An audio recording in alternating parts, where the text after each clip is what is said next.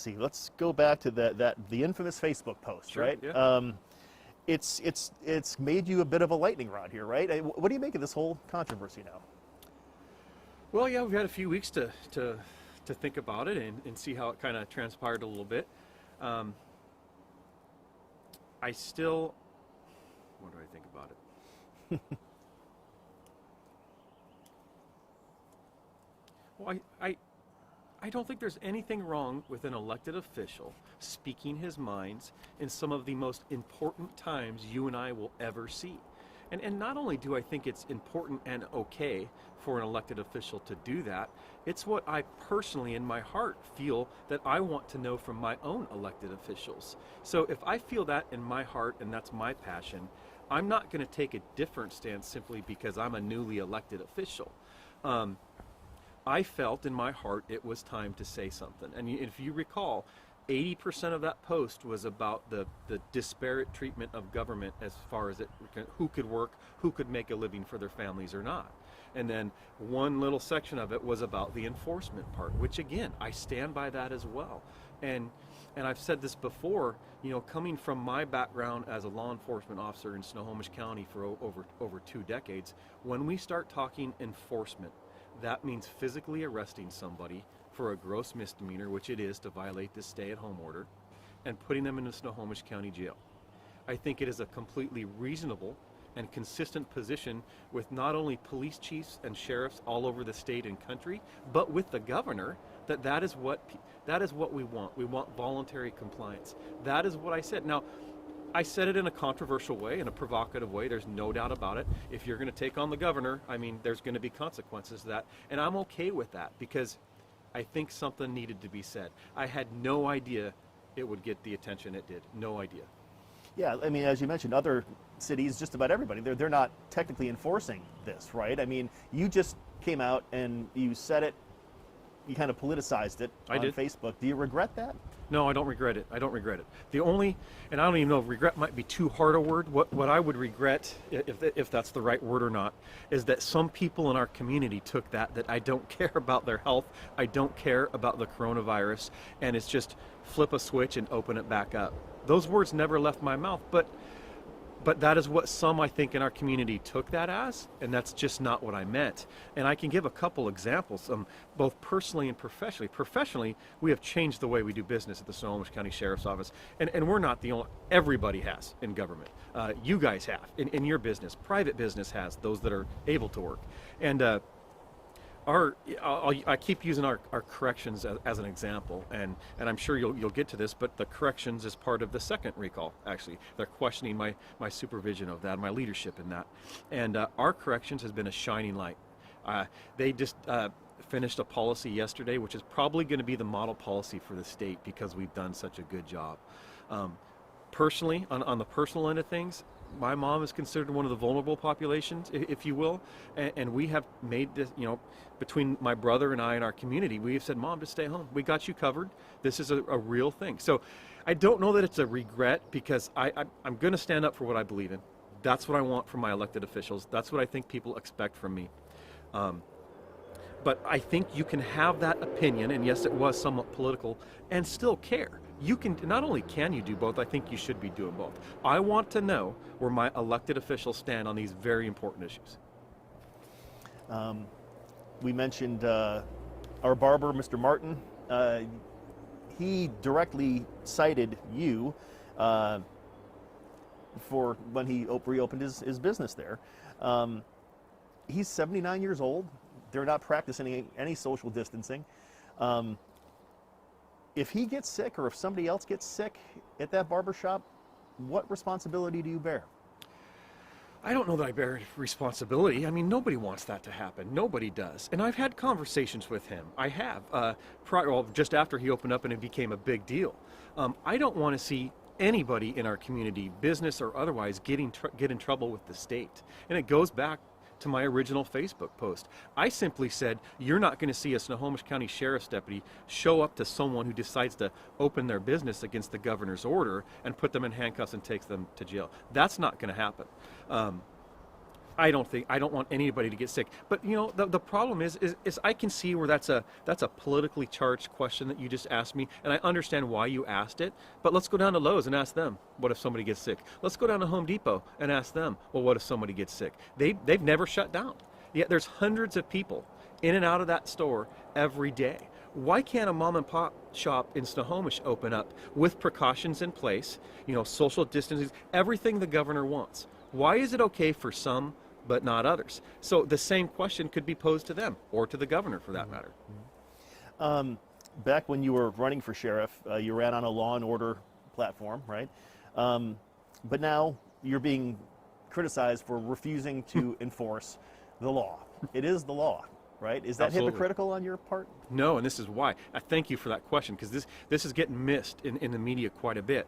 Is as law enforcement officers, and me as a law enforcement leader in Snohomish County, you have the enforcement question, which is, aren't we there to enforce the law?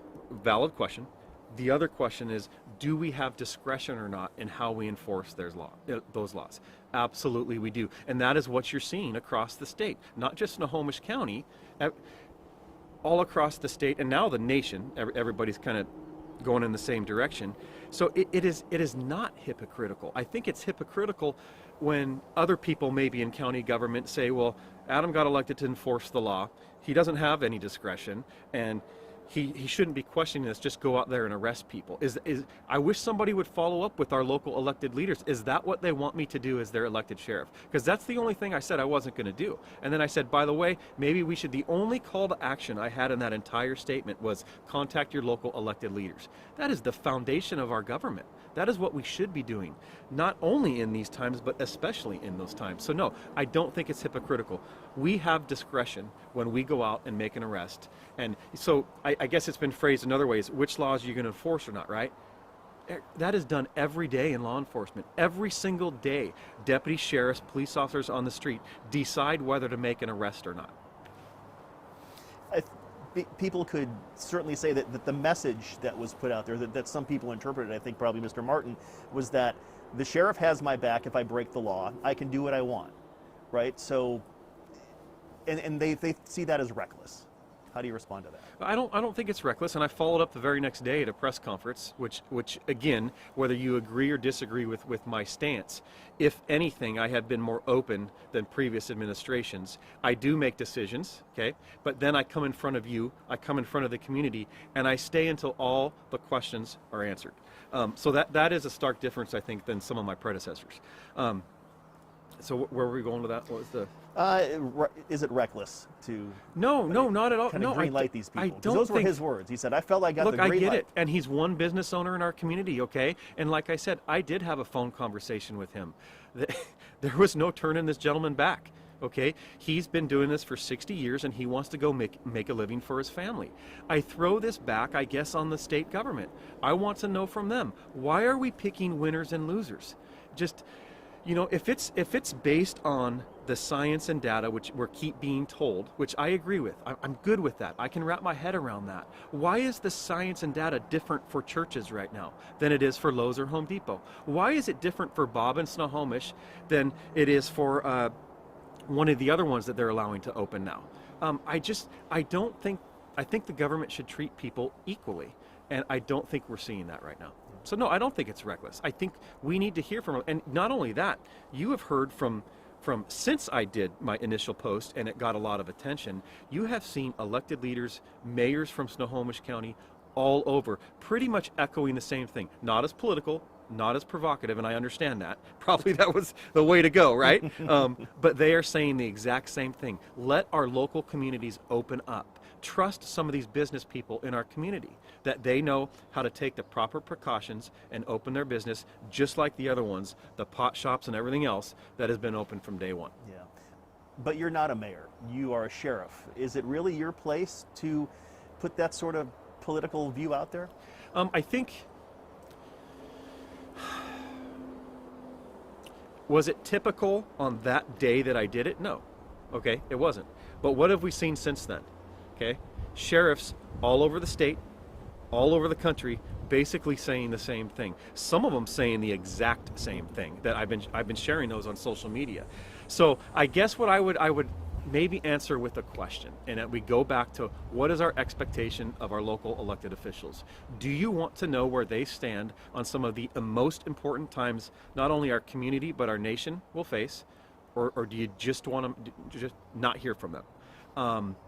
I've been pretty vocal. You're going to hear from me when there's times that impact our community, and whether it's my role or not. If we're talking enforcement, if we're talking constitutional rights being impacted, now I use that word very specifically, they have been impacted, there's no doubt about it. I think we should be hearing from our local sheriffs, and that's why I'm not the only one out here talking anymore. Yeah, they would argue, isn't it just your job to enforce the law? Yeah, that's absolutely part of it, but we're also elected officials. I deal with politics. I've only been in office since January 1st. Politics is a huge part of what the elected sheriff does. It just is. Whether you think that's right or wrong, that is part of my job. It is part of my job to deal with the county council. It is part of my job to deal with the Snohomish County Executive's office.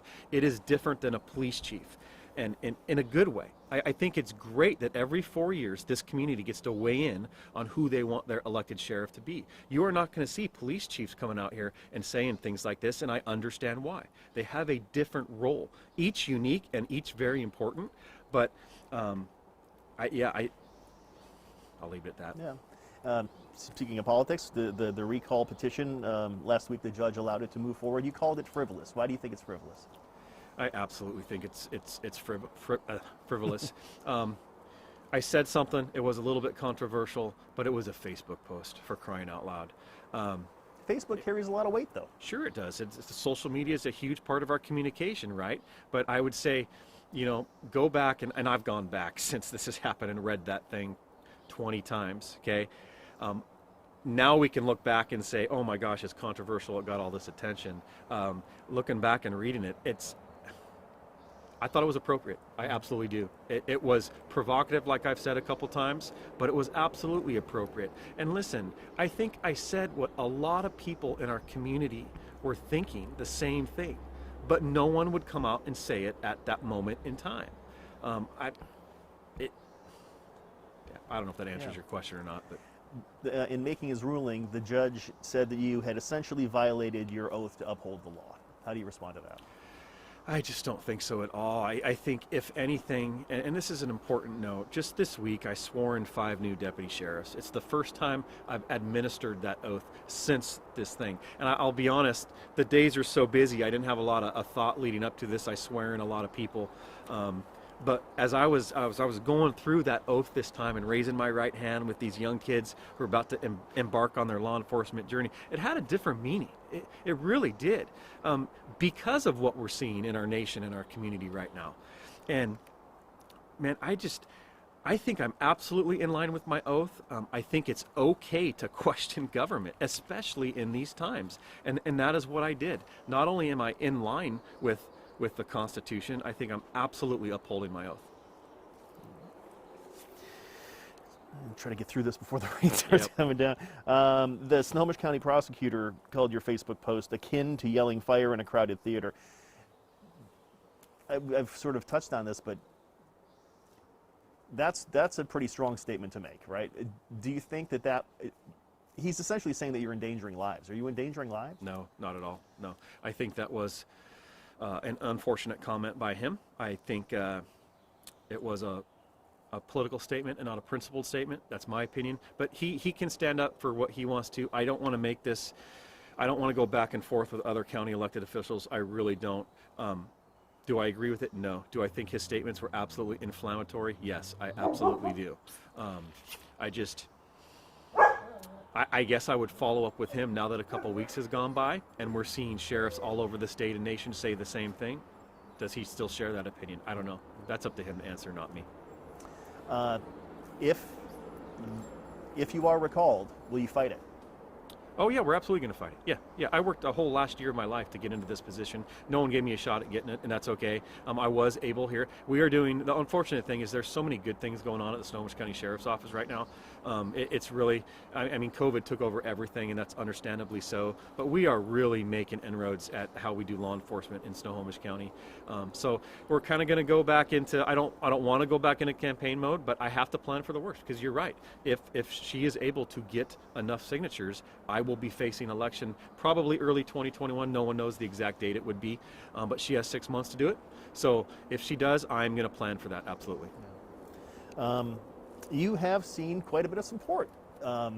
There's been a lot on both sides, but we just saw your neighbor come and bring that wooden flag to you. Yep. What do you say to those folks out there who have really stood by you? Man, I not only stood by me, but came out in difficult times and offered their support. And again, I go back to where I think a lot of people in our community were thinking the same thing, and I was the one who came out and said it, so they're very thankful for that. The support has been overwhelming. Yeah, it's greatly appreciated both from residents in Snohomish County, citizens, the business community. Yeah, it's been overwhelming. So I'm very appreciative and humbled. And what do you say to those folks who voted for you initially and now maybe they're having second thoughts? They're saying, geez, this isn't quite the guy that I thought I was electing. I totally understand. This is what I would say to them is get a hold of me, whether it's on email or something else. I respond to almost every and there's been a lot of emails, a lot of letters, a lot of handwritten stuff from not just Snohomish County, but all over the country. I respond to them. I take the time to do that.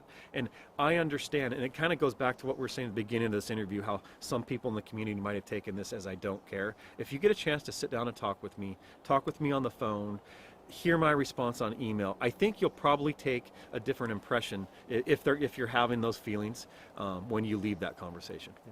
I saw that you posted on Facebook, you said, I think it was supposed to be this past Monday, that you're going to have a campaign to protect the sheriff's office from political assault. Is there anything to announce? Do you have that going on? Yeah, what we're doing is kind of, we're kind of, like I said, getting back into campaign mode. So we're going to get a website up and running and things like that. Yeah, we'll probably be asking for donations, which nobody wants to do right now. But I have to defend myself against this. I didn't ask for this. It is here in front of me now. And I'm not going to shrink from it. I'm absolutely going to push back. I'm going to keep getting my message out there. So you'll probably see something either later today, at the latest Monday. It's just the technical part of getting this stuff up and running.